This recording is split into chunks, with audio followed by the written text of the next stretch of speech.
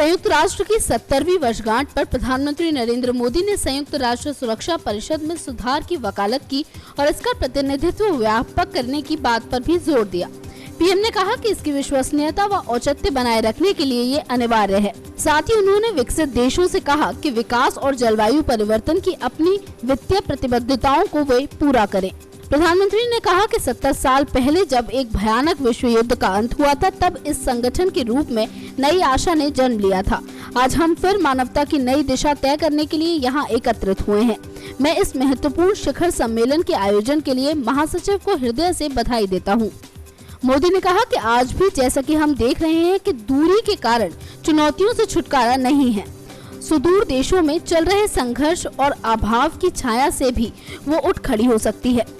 समूचा विश्व एक दूसरे से जुड़ा है, एक दूसरे पर निर्भर है और एक दूसरे से संबंधित है।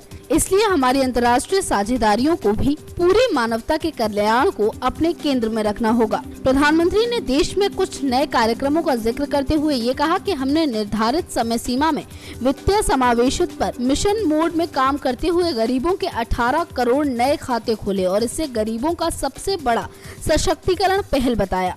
उन्होंने कहा कि भारत में बहुत कम लोगों के पास पेंशन की सुविधा है और इसलिए गरीबों तक पेंशन की सुविधा पहुंचाने के लिए पेंशन योजनाओं में विस्तार का भी काम किया गया है।